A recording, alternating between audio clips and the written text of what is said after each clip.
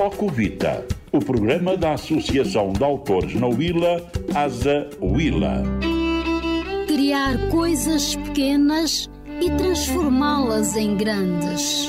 Ocuvita, aqui temos arte e cultura, com o patrocínio da Fábrica de Água Preciosa.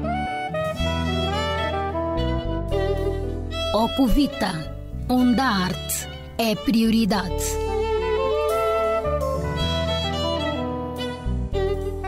E voltamos à antena para fazer acontecer mais um programa Ocuvita. Muito boa tarde, seja bem-vindo. Hoje é dia de tertúlias, mas já começamos com os acordes da viola de Franca Costa ao vivo. Ele que já esteve aqui em palco e volta a nosso convite pelo simples facto de nós gostarmos de o ouvir. A música que ele nos trouxe é de Rui Mingas, Meninos de Rua, na voz de Franca Costa. Boa tarde, bem-vindos. Hoje é dia de tertúlias, portanto, a nossa conversa é mesmo telegráfica. Queremos música para abrir o programa, com os cumprimentos de Orlando Ivo, que está na parte técnica. Eu sou a Gisela Borges, na condução e realização. A coordenação do Ocuvita Tertúlias é do professor Valdemar Ribeiro. E a música que vamos ouvir é Meninos de Rua, André Mingas.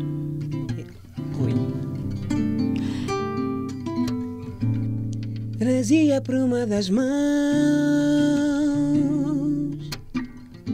o mais novo dos irmãos.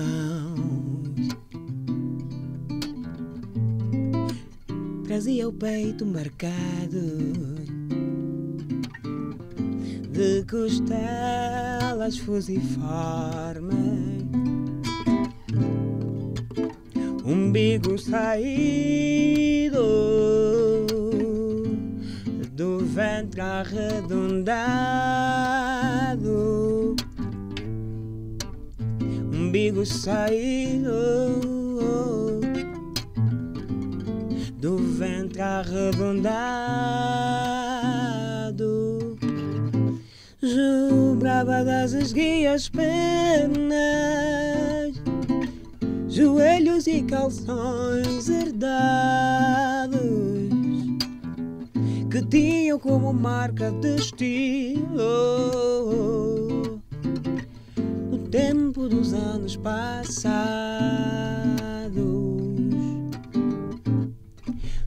Ziam nos pés luz poeira, os caminhos sem asfalto, e como sorte e carreira, ser náufrago em pleno mar alto. Trazia nosso subio de vulto, melodia de canções de adulto, e trazia por uma das mãos. Ocuvita, tertúlias, quinzenalmente.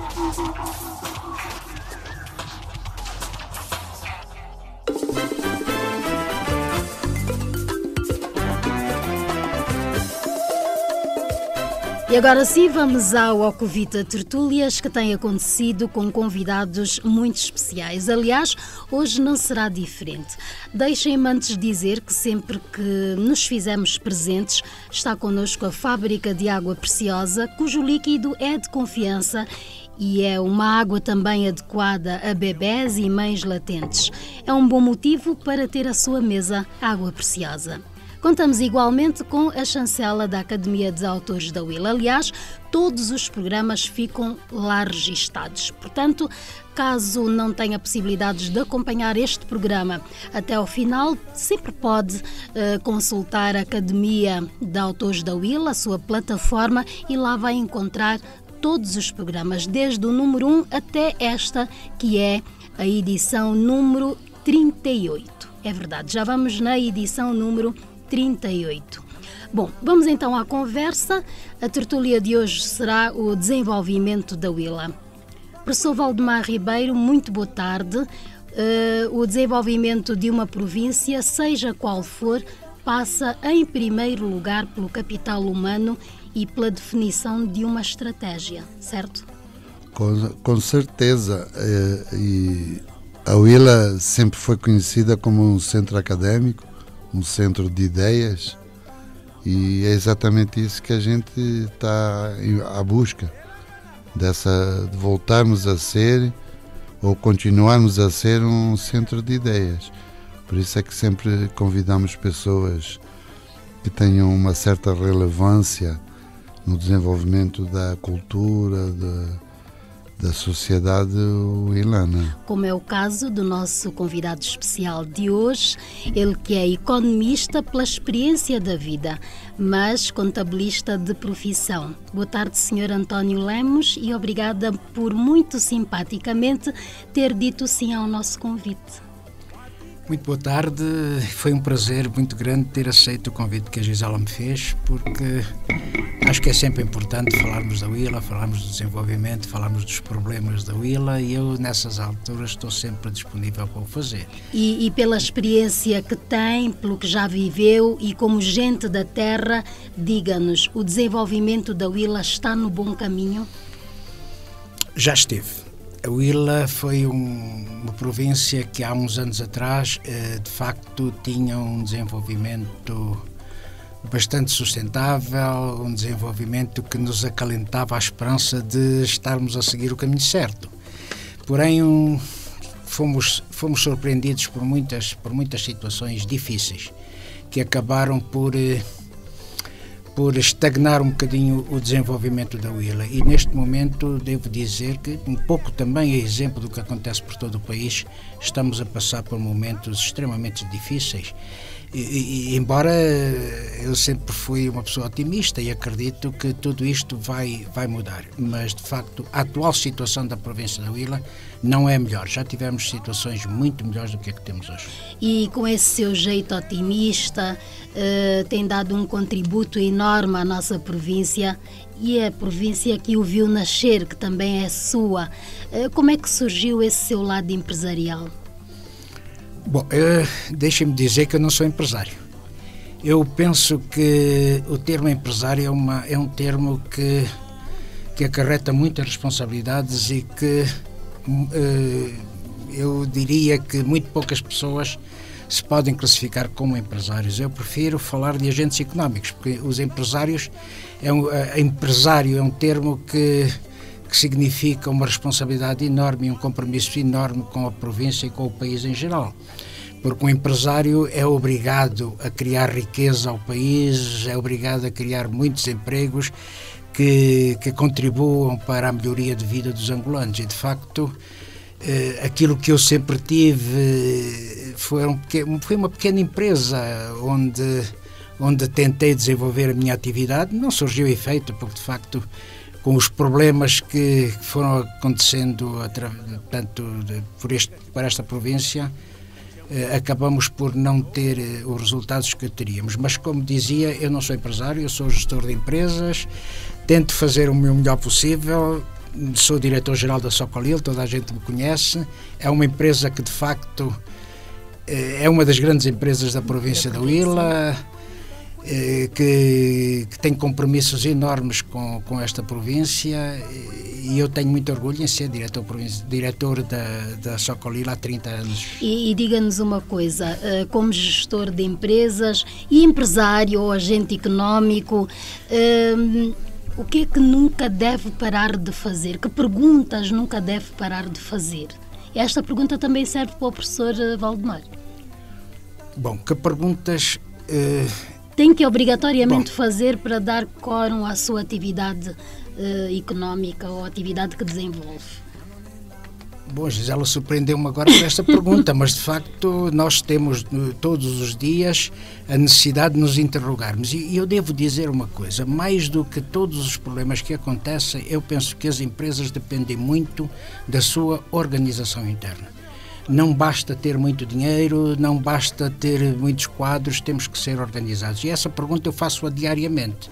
O que fazer para hoje mantermos a organização da empresa. E de facto tem resultado bastante, porque sempre fui criado neste princípio. Eu lembro-me do meu pai, eu tinha 16 ou 17 anos, e ele me dizer que o segredo das empresas dele não estava no muito trabalho que era necessário fazer, mas sim na organização daquela empresa. Muitas vezes, sem muito trabalho, mas um trabalho organizado, se consegue atingir metas muito mais interessantes do que trabalhar e não vermos absolutamente nada.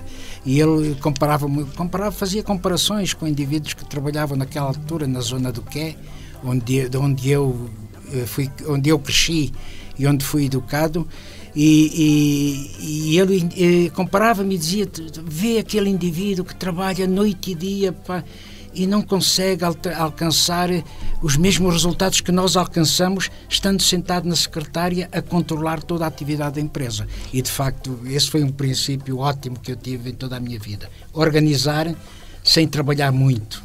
Adão Macedo de Lemos passou-lhe toda essa experiência e muitas mais. Essa e muita experiência. E eu devo dizer que ele, com a simples 4ª classe, sabia mais do que eu com o 7º ano dos liceus. Ele tinha uma experiência, um traquejo da vida, que de facto me ensinou muito daquilo que eu sou hoje e daquilo que eu aprendi ao longo da vida.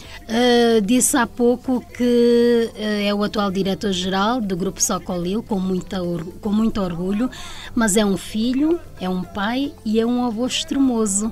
É um cidadão de Cacunda, mas foi, no entanto, em Chicomba que iniciou os seus estudos. Exato, é verdade. Eu nasci em Cacunda há 69 anos, é a idade que eu tenho presentemente. Num dia 23 de dezembro, eu tenho a cábula toda estudada. Eu devo dizer que nasci em Cacunda, mas cresci sempre no Qué, onde os meus pais tinham a sua atividade comercial.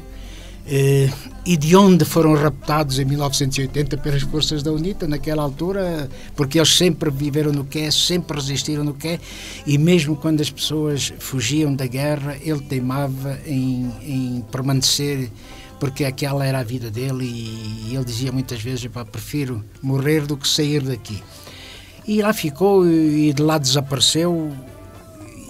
E foram os efeitos da guerra, um pouco dos efeitos que cada um de nós angolanos tem daqueles muitos anos que vivemos de guerra neste país, e que felizmente já faz parte do passado, e esperemos que nunca mais torne a acontecer. Primeiro emprego, professor de ciências, e depois diretor provincial da educação. Em poucas palavras, como é que explica isso? Não, eu fui de facto em 1977 professor de ciências Ciências da Escola 1 de Dezembro, ou ciências naturais? Não, ciências da natureza. Da natureza, ok. E na Escola 1 de Dezembro, e em 1978 sou convidado quase obrigatório, como se fazia naquela altura pelo partido. Sou convidado a fazer parte da primeira Direção Provincial de Educação. Na altura, eu não fui diretor provincial de Educação, fui diretor provincial de Administração e Gestão do Orçamento da Direção Provincial de Educação, que na altura era chefiada pelo Emílio Leôncio, que ainda hoje está entre nós, e de quem eu sou muito amigo. E de quem faço já um apelo, que poderá ser um dos nossos convidados. Sim, porque ele também já foi meu professor. Para além de que é uma pessoa com muitos conhecimentos, é uma pessoa com uma lucidez enorme. Eu devo dizer que posso dizer que foi o primeiro chefe que eu tive na minha vida, porque de resto trabalhei com o meu pai, mas como chefe, e devo dizer que foi dos melhores que eu tive. Não estou aqui a elogiar absolutamente ninguém, mas devo dizer a verdade. É uma pessoa com uma clarividência enorme, uma pessoa que possivelmente seria indicada para fazer parte de uma das tertúlias próximas que vocês Vai ser, tiverem. com certeza. E, portanto, eu fui diretor provincial da Administração e Gestão do Orçamento da Direção Provincial, da primeira em 1978.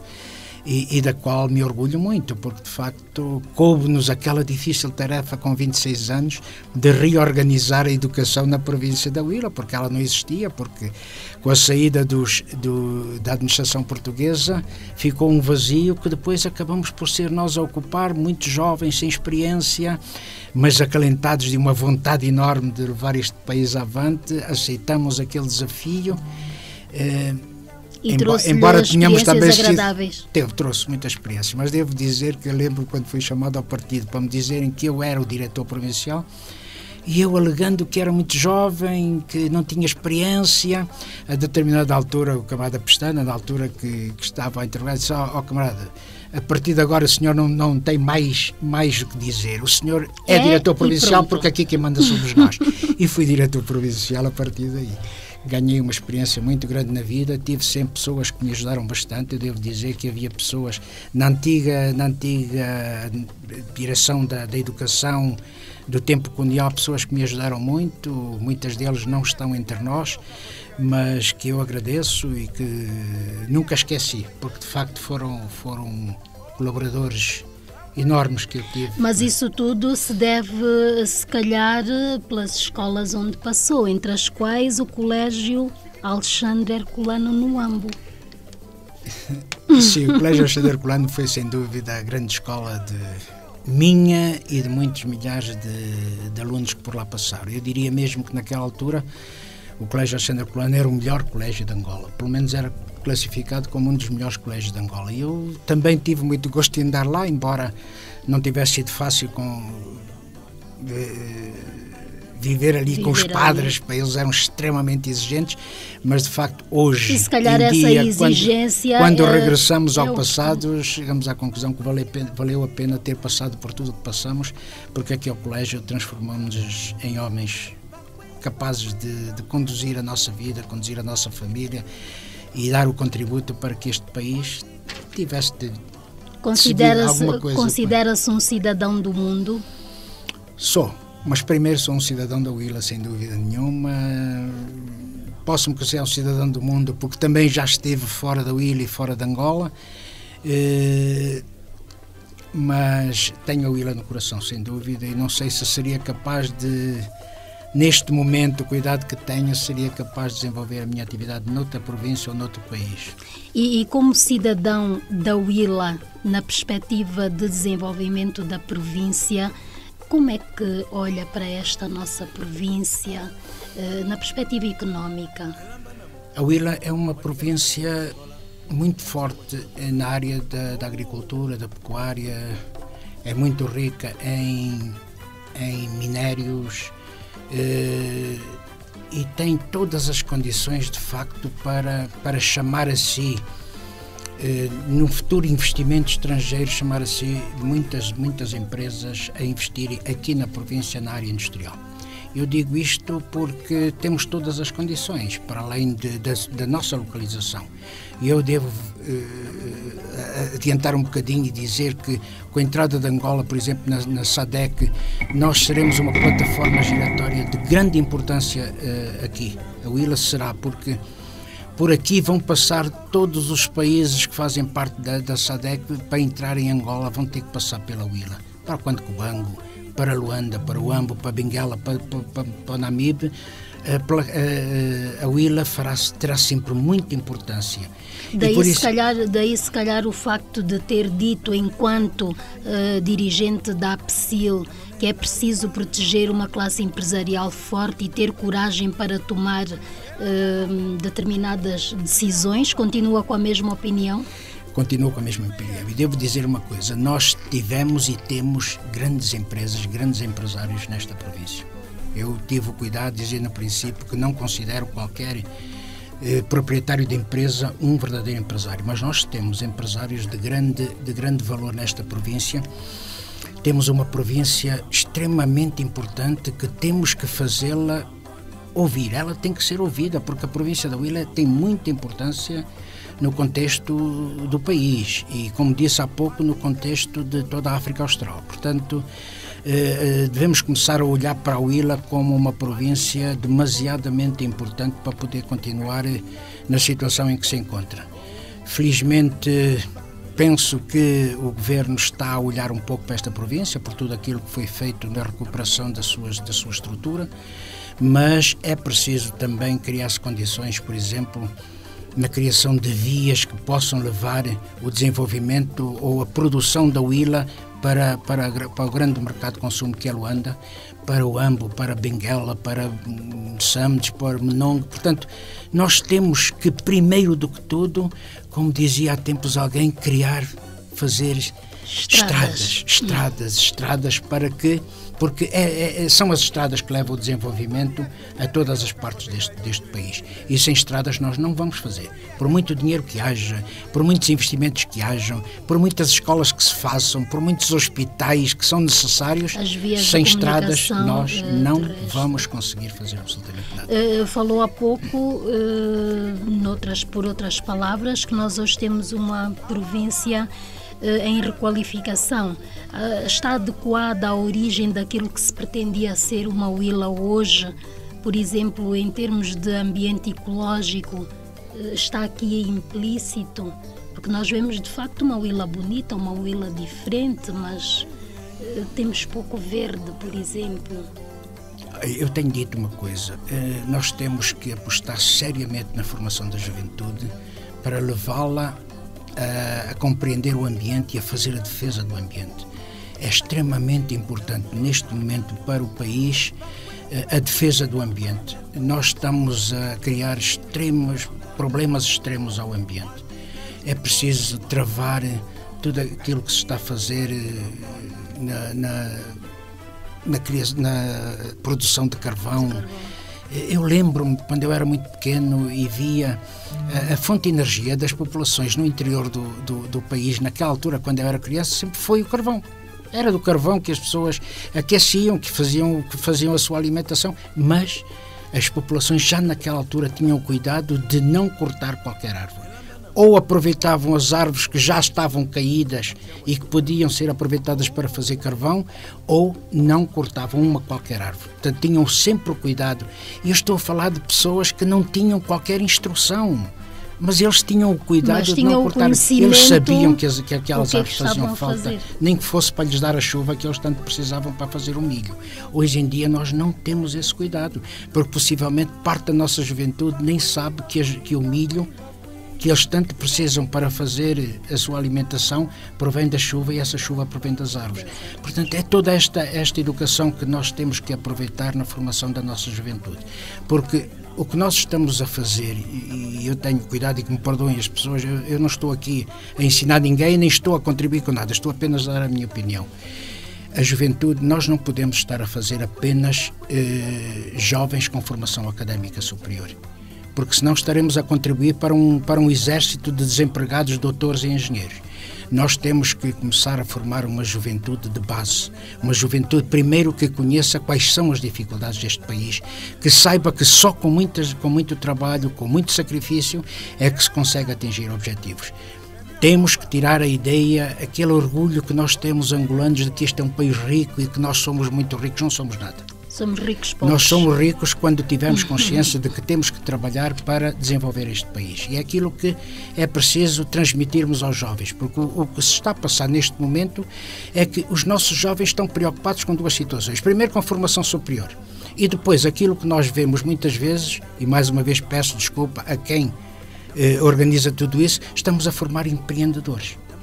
Este país não pode viver só de doutores, de engenheiros ou de empreendedores. Nós temos que formar técnicos de base. Nós não podemos continuar a importar pedreiros e carpinteiros e eletricistas e canalizadores. Nós precisamos de formar uma juventude virada para essa área, porque a nossa construção, se vocês virem hoje as grandes empresas de construção, mandam vir pedreiros do estrangeiro. Porquê? Quando nós tínhamos tantos que já estão mais velhos, porque esta juventude acreditou que não precisava de vergar a mola. De vergar a mola. Era preciso trabalhar e ser doutores, não basta. Sr. Valdemar, está muito calado. Não. Quer acrescentar alguma coisa? Não, o registro é da figura chamada António Lemos. Mas sempre pode dar a sua opinião em relação a isto que nós estamos aqui a ouvir, uma verdadeira aula de sapiência. Com certeza, com certeza.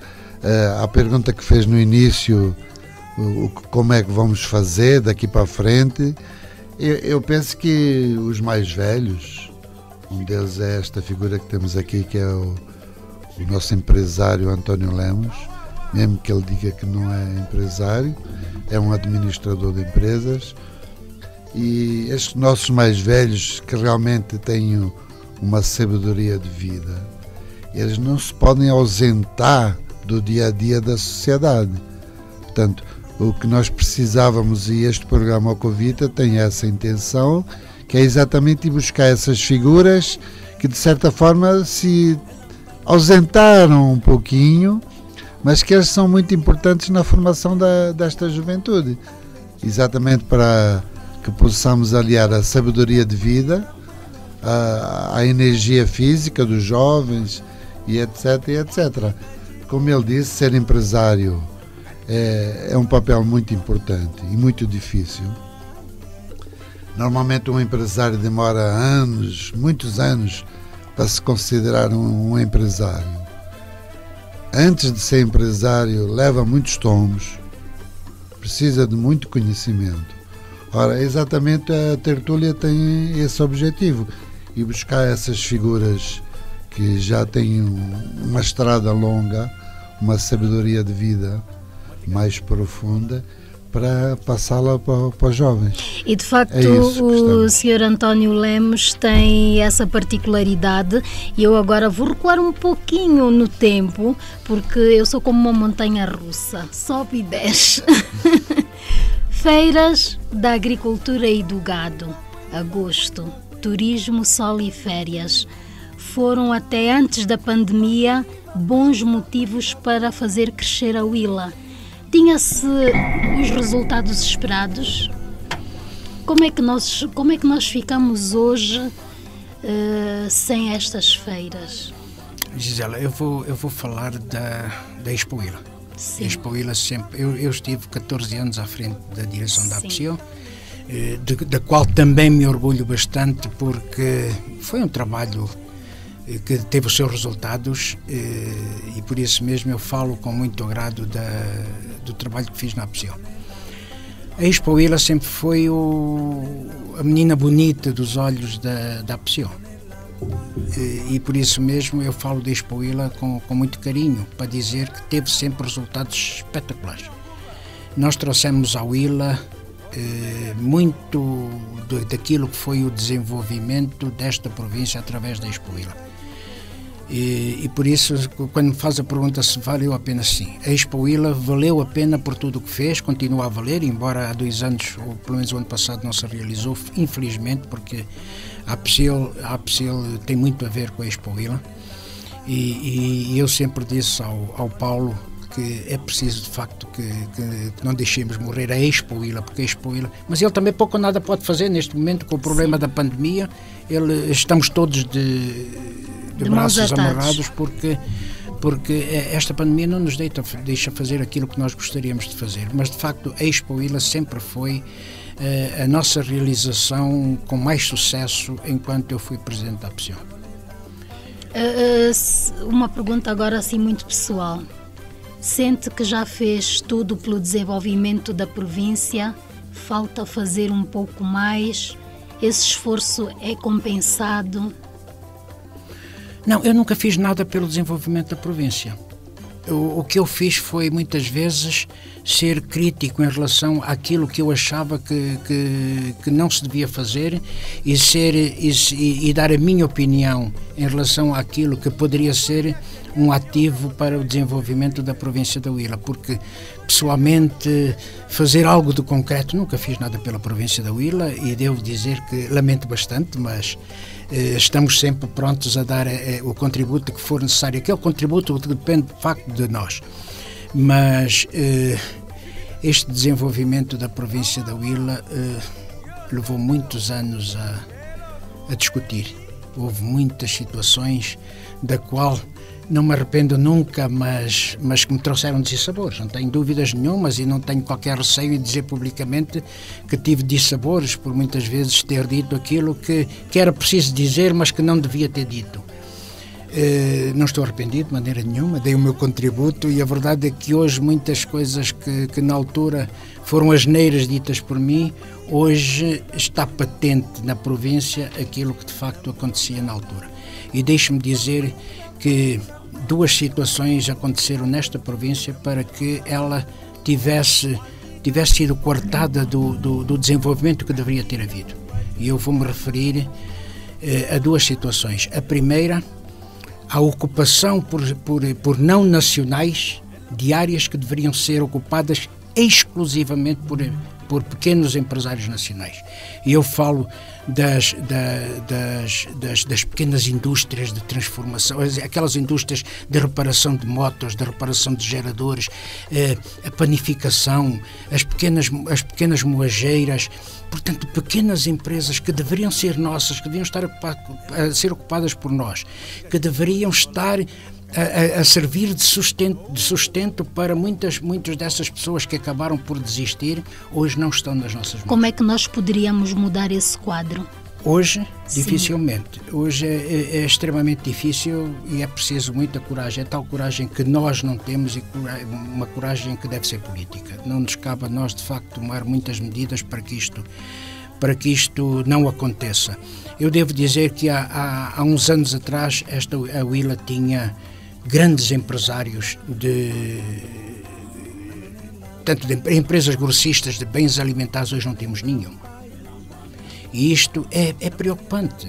Porquê que isto aconteceu? Porque se cometeram determinadas asneiras ao facilitar situações que nunca deveriam ter sido facilitadas. E por isso mesmo nós estamos a passar por isto. Espero que o tempo nos ajude a corrigir esta situação e que, inclusivamente, muitas das iniciativas que são a ser tomadas pelo Executivo neste momento possam ter resultados que nós gostaríamos de ter.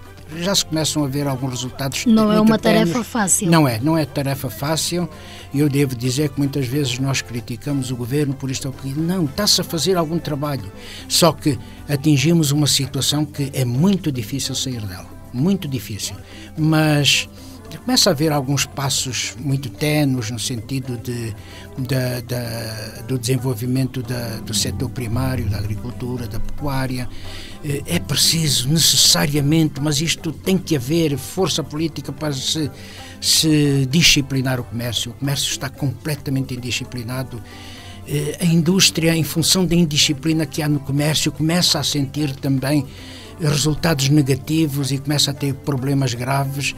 E por isso mesmo é preciso disciplinar. Uma bola de neve. É uma bola de neve. Como é que nós podemos travar essa bola de neve? Disciplinar com muita coragem, disciplinar o comércio. Nós temos que disciplinar o comércio. Nós não podemos deixar que o comércio continue nas mãos de quem não deve estar, porque eu não tenho nada contra as empresas estrangeiras. Elas são necessárias. Aliás, eu devo dizer que o desenvolvimento deste país vai passar sempre pelo investimento estrangeiro, mas tem que ser investimento que garanta empregos, que garanta qualidade de empregos, que garanta o sustento das populações. Acha que está a haver concorrência desleal?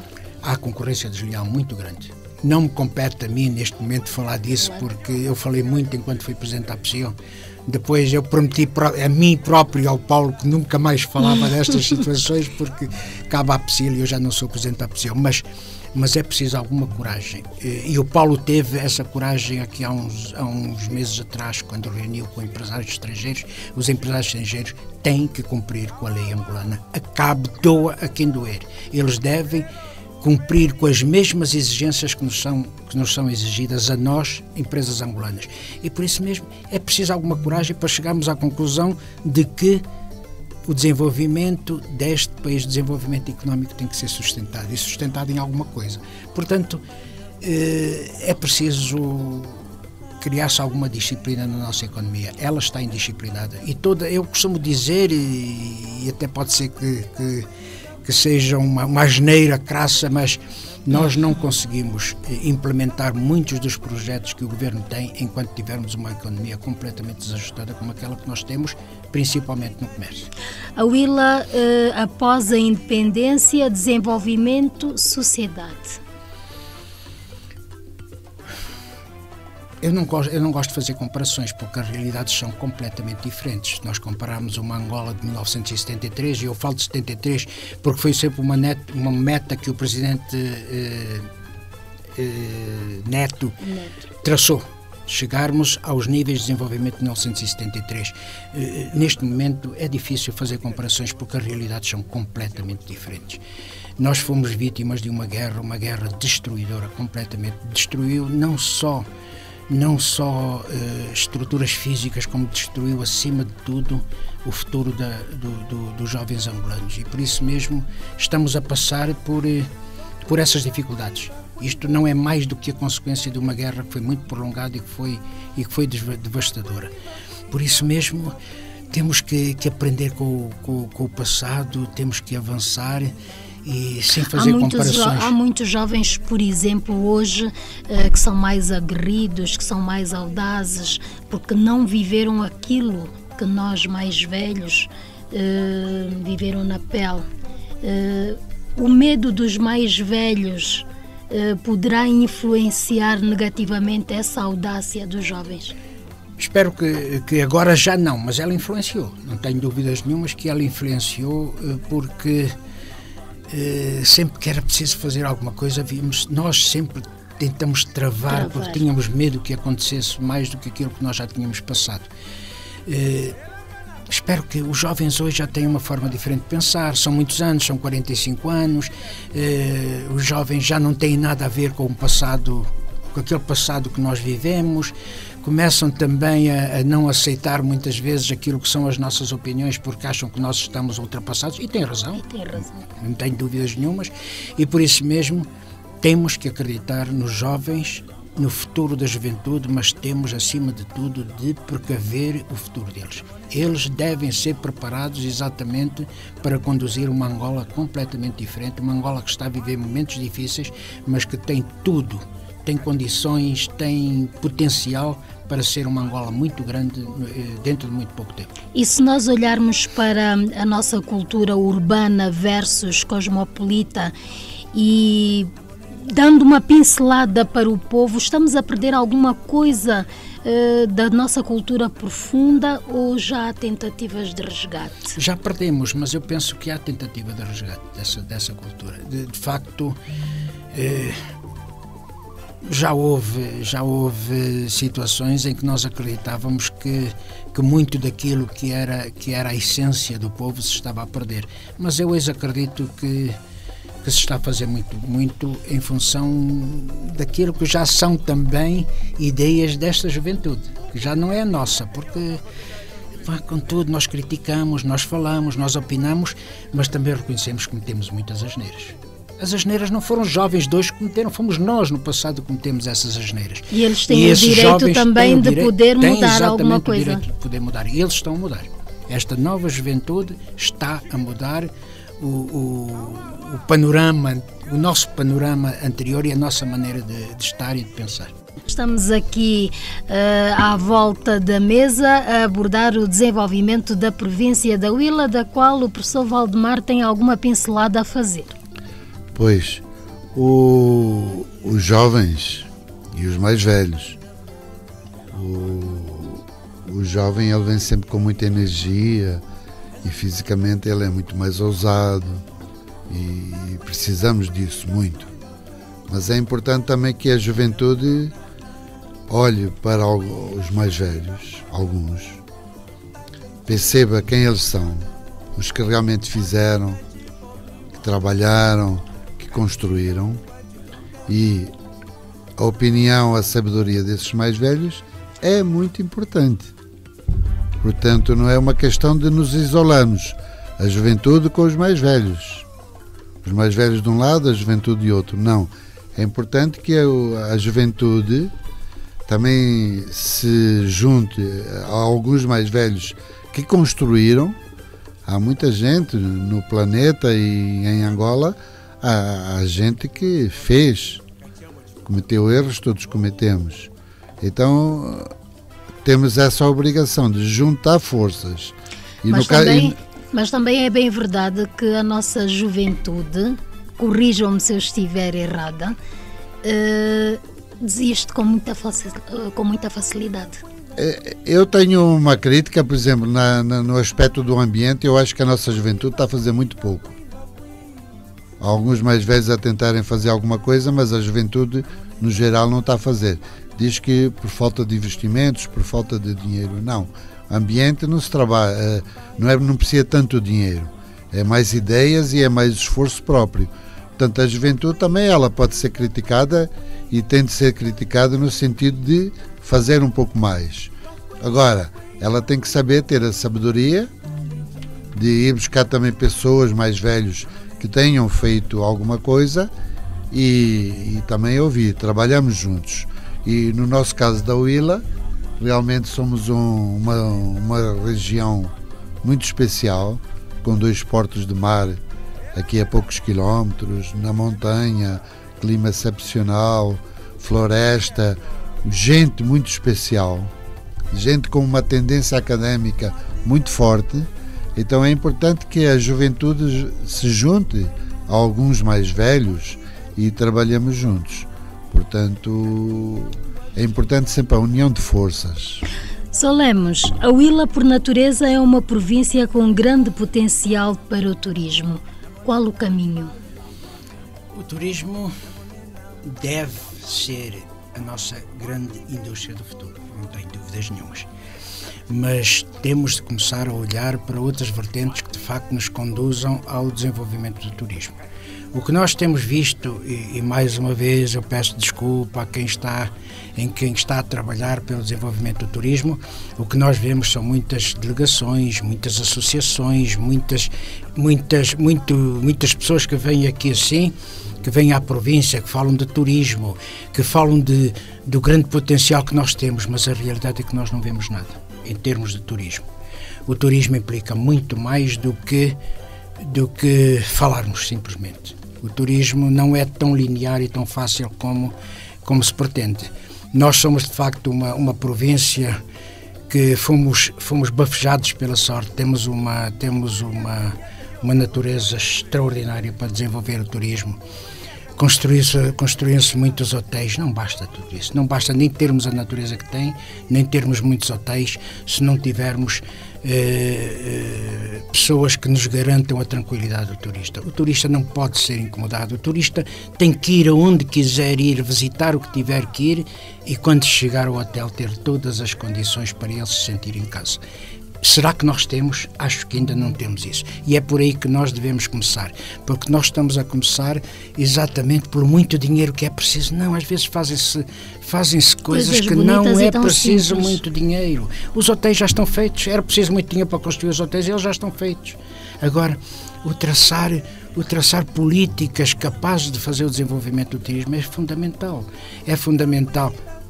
Por exemplo, há pouco falávamos do ambiente. O ambiente é fundamental dentro do turismo, não temos dúvidas nenhumas. A Huila podia ter um verde extraordinário para acalentar ainda mais turistas a vir à Huila. Mas vir à Huila implica facilidades na obtenção de vistos, não há muitas facilidades. Vir à Huila implica necessariamente um respeito e uma atenção muito grande pelo turista que chega à nossa província e que deve ser recebido com todo o respeito e com toda a atenção, porque dela depende também muito dinheiro que entra na Huila. Portanto, são esforços, que nem são esforços, nem são sacrifícios. É a nossa obrigação de tratar bem as pessoas para que as pessoas se sintam bem em casa. Aliás, havia um lema que dizia: a Huila é de terra quente e de gente acolhedora. É verdade, e continuamos a ter gente acolhedora.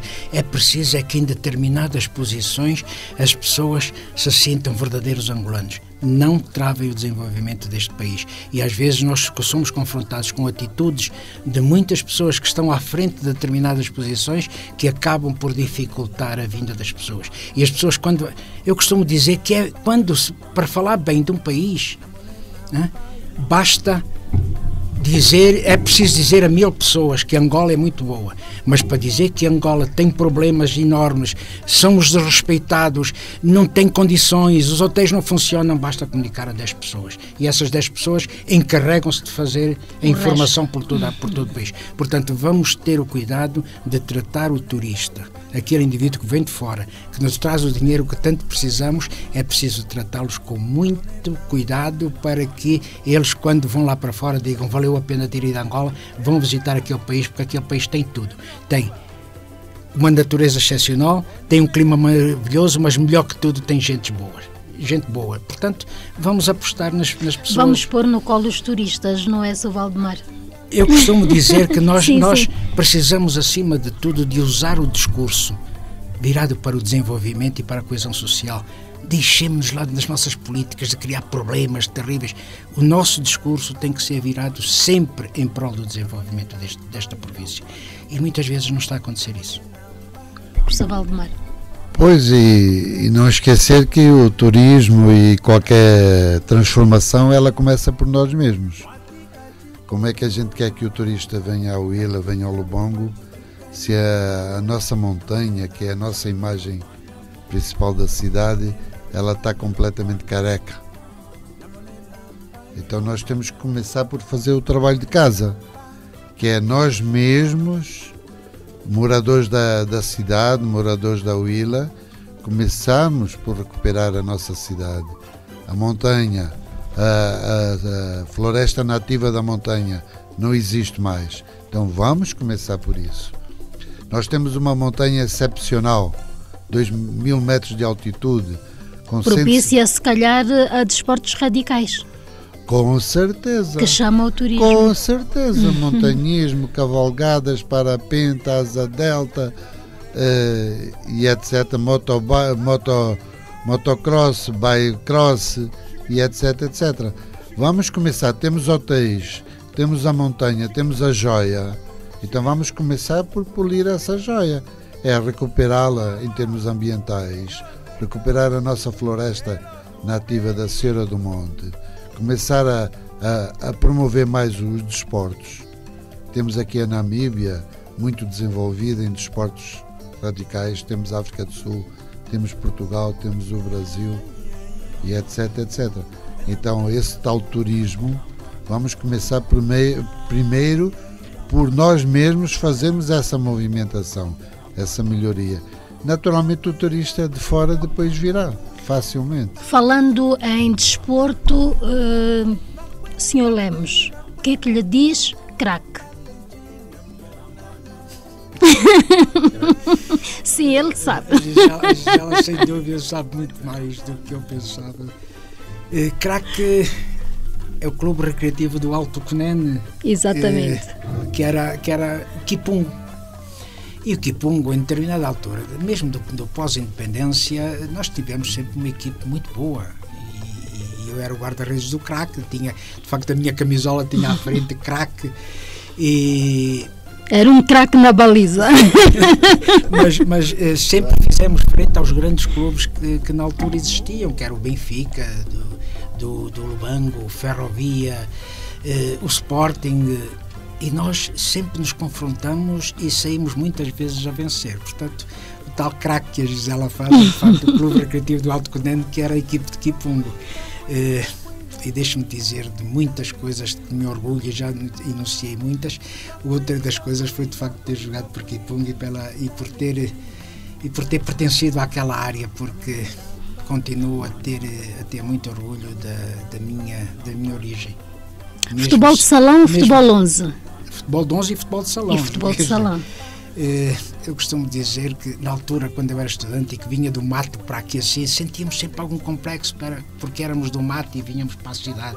Quando eu vim estudar aqui para o Liceu de Ocão com 9 anos e me armei esperto porque vinha do mato, hoje digo, sinto muito orgulho nas minhas origens, do mato, daquela zona do Qué, de Chicomba, de Kipungo. Sabe falar alguma língua nacional? Não, ainda no outro dia dizia, eu tenho que aprender, eu tenho que arranjar alguém que me ensine a falar, porque nunca é tarde. Não, nunca é tarde, mas eu sempre estive fora da minha área. Okay. Estudei no Lubango, depois fui estudar para o Ambo e vinha muito pouco tempo ao Huila e percebo tudo, mas não consigo, falo muito pouco, mas percebo aquilo que me dizem. E eu costumo dizer às pessoas, às vezes a brincar, não falem mal de mim em um bundo, porque eu percebo tudo aquilo que vocês estão a dizer. Mas percebe também muito do clube Benfica. É ferrenho. Sim, sou um benfiquista adepto do Benfica, não sou doente. Não é doente não, como não assim? Doente. Sou mesmo terreno do Benfica, Okay. Mas não sou doente. E quando o Benfica perde porque não jogou bem. Por isso mesmo temos que felicitar as pessoas que jogaram melhor que nós e que mereceram a vitória. Portanto, é esse o princípio que eu tenho, defender o Benfica, é obrigar a que eles joguem melhor que os outros, porque se não jogarem melhor eles perdem. E o que é que vamos fazer nós, adeptos ferrenhos doentes, o que é que vamos fazer perante uma situação em que eles jogam menos que o Sporting, por exemplo? Foi o que aconteceu este ano, jogamos menos, perdemos o campeonato. Mas também o Sr. Lemos é um adepto da sua família, filhos, netos, não dispensa de um bom convívio familiar. Sim. É daqueles avós que gosta de reunir a sua família à volta da mesa? Eu sou um defensor acérrimo da família. Primeiro por considerar que a família é a base da sociedade, sem dúvida nenhuma. Se nós não tivermos uma família bem organizada, nós nunca vamos ter uma sociedade organizada também. Portanto, a família está sempre na base da sociedade. Mas, para além disso, eu sempre vi na minha família o meu porto seguro. A minha vida é um pouco serviço, e quando saio de serviço só me sinto bem quando estou em casa. Pronto. Faço questão de todos os dias ter os meus filhos, ter os meus netos a almoçarem comigo. Todos os dias faço questão que eles vão almoçar a casa, e fico muito aborrecido quando, por qualquer motivo, eles não vão. Não estaria a tirar um pouco a privacidade deles também, não? Não estou a tirar, porque eles também gostam muito de vir a casa, porque é o tempo que nós temos de conversar, de estarmos na refeição a conversar um bocadinho, porque depois cada um vai para a sua casa e tirar a privacidade. E se calhar contar um pouco as histórias familiares, o passado, também, porque isso é muito importante, transmitir aquilo que é a nossa história. Toda a história familiar. Desde a minha vida de estudante, em que no princípio fui sempre um bom vivant, em que não fui um bom estudante, fui um bom vivant, mas depois tomei consciência de que era preciso estudar e acabei por estudar e fazer o que eu pretendia fazer. Falar do futebol, falar de toda a vida que nós tivemos, falar dos meus pais, dos meus sogros. É importantíssimo nós transmitirmos aos nossos filhos a ideia de família.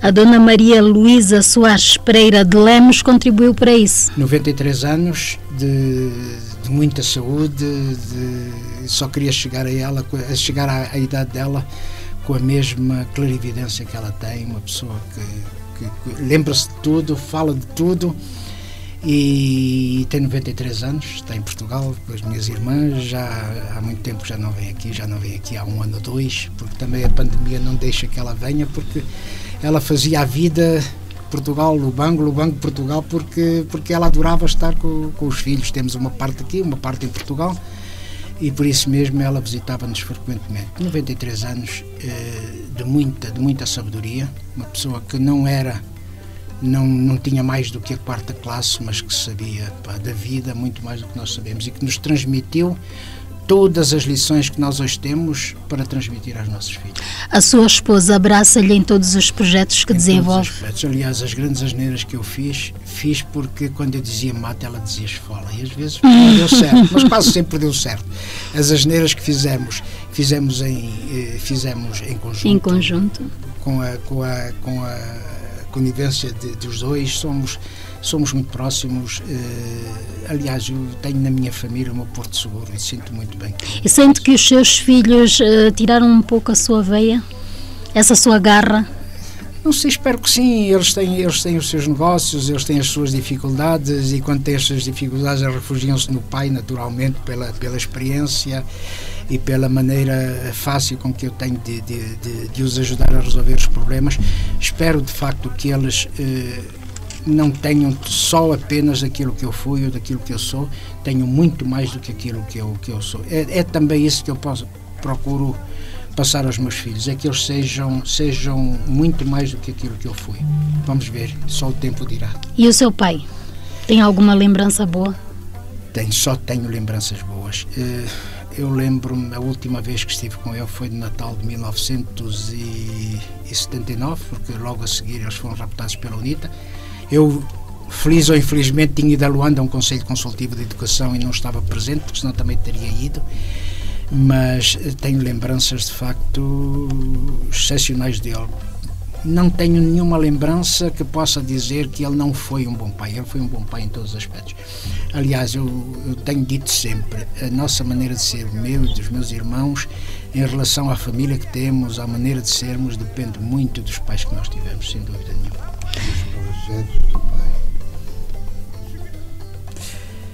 Os projetos do pai. Já agora. O meu pai era, de facto, uma pessoa com grande poder económico. Ele tinha várias casas comerciais, todas elas espalhadas pelas várias localidades do município de Chicomba.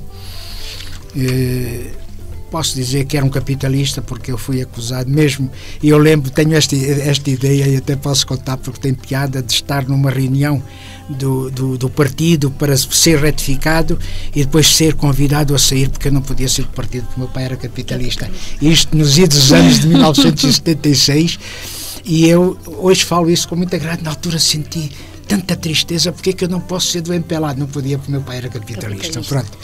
Mas o senhor Adão inspirou-lhe? Inspirou muito, muito, muito. Mas gostava de em termos empresariais, ser aquilo que eu não sou. Não sou um empresário, de maneira nenhuma. Sou um gestor, faço questão de ser um bom gestor, mas empresário não sou. Que trabalhos ele fazia? Não, o meu pai era comerciante, tinha várias lojas comerciais. Tinha depois no QE, tinha o seu império, tinha o armazém, tinha vários estabelecimentos no QE que geriam todas as lojas que ele tinha espalhadas pelo município de Chicomba.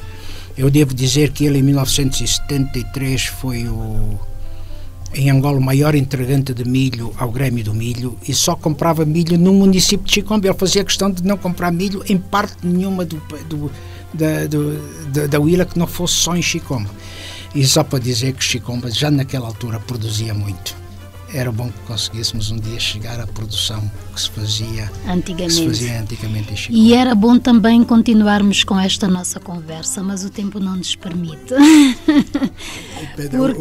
O Valdemar há bocado dizia-me, Lemos, daqui a 50 minutos vais ver que afinal parecia tanto tempo e não é. E não é. Ficámos aqui mais uma hora. Mais um bocadinho. E de facto o Ocovita é assim, sempre com conversas agradáveis, com pessoas interessantes. Falamos de facto das pessoas, dos seus feitos, daquilo que é bom para que a sociedade conheça. Muito obrigada pela sua presença aqui. Eu é que agradeço, Gisela. Foi um prazer enorme estar com vocês e podermos ter falado em conversa de desconto. É verdade. Termos falado um pouco de tudo o que e já agora assim muito rapidamente, sabe o que significa Ocovita? Em língua nacional. Ocovita não. Ocovita é nhaneca. Mas é ouvir, será ouvir? Criar. Nós criamos vontades, quando criamos desejos, criamos momentos agradáveis como este. Nunca mais me vou esquecer e vou insistir sempre no Ocovita. Vamos criar. Muito obrigada, professor Valdemar, muito obrigada a si, caro ouvinte, que esteve a acompanhar-nos até agora. As despedidas são de Orlando Ivo, Gisela Borges. Nós voltamos para a semana, volte connosco. Boa tarde. Ocovita, o programa da Associação de Autores na Huila, ASA Huila. Criar coisas pequenas e transformá-las em grandes. Ocovita, aqui temos arte e cultura, com o patrocínio da Fábrica de Água Preciosa. Ocovita, onde a arte é prioridade.